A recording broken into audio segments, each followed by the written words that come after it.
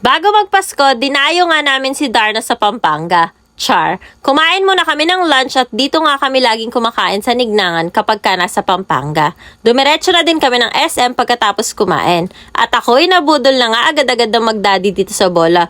Diyos ko po, napakamahal ng bola na yan. Parang ayoko na ipagamit at nakakahinayang madumihan. Syempre, ano pa nga ba? Deserve ko to kaya bumili na ako ng tsinelas.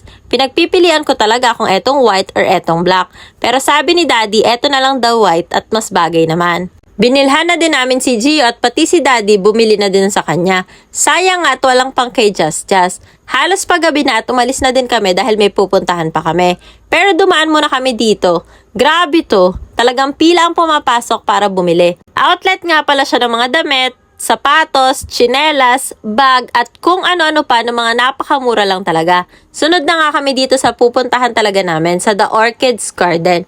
Nandito kasi yung tinatawag nilang Christmas Village. Pagdating namin, akala ko eto na yun dahil ang dami na agad mga ilaw. Sa loob pa pala at may entrance siya. Napakadaming ang tao nung araw na pumunta kami nito. Pagpasok pa lang, puro Christmas lights na ang bubungad sa inyo. Napakaliwanag talaga. Napakaganda sa mata. May mga booths din nga pala ng mga pagkain at meron itong mga naka-costumes. Alam nyo naman na paborito ni Gio si Spider-Man. Kaya ayan, nagpa-picture na nga siya. Napakadami pang ibang naka-costumes at pwedeng magpa-picture sa kanila. Andyan yung butterfly, si Santa Claus, Wonder Woman, mga Disney princess, ayan si Jasmine at nagpa-picture pa nga sila Bambam. Meron ding nagsoshow dito sa stage, meron ding isang corner na puro pagkain kaya't nakakagutom talaga yung amoy dito. Etong si Sleeping Beauty, akala ko totoong tao siya. Manikin pala kaya wala talagang galaw. Napakalaki nitong lugar at halos lahat ng corner punong-puno ng ilaw at Christmas decors. Hindi mo nga maiisip yung pagod sa lakad dahil napakaganda ng mga nakikita. Meron nga din palang pa-bubble show dito kaso hindi na namin inabutan dahil naka-oras lang siya. Napakagandahang puntahan talaga nito kasama yung buong pamilya. Lalo na kapag may bata kang kasama dahil matutuwa talaga sila. Minsan lang kami mag-twinning mag-mommy pero hindi pa napagbigyan sa isang maayos na picture nitong si Just. Ni ayaw tumigil sa paglalakad kaya hindi makuhanan ng maayos na picture. Medyo natakot pa nga siya dito sa butterfly dahil ang taas. Pumila nga pala kami para umakyat sa stage at makapagpa-picture kina Anna at Elsa.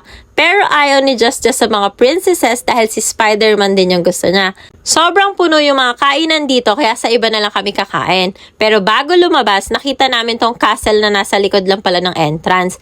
Napakaganda kaya kinuhanan ko muna tong magdaddy. Pero bago kami umalis, humabol pa tong si daddy. Ay, si Just pala na magpa-picture kay Darna. Hindi ko kasi talaga alam kung si Just ba yung may gusto o yung daddy. Sa McDo na nga lang pala kami nag-dinner at ayan, nagpapak na naman si Just ng ketchup.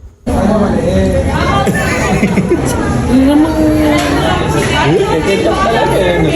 Pagkasuot.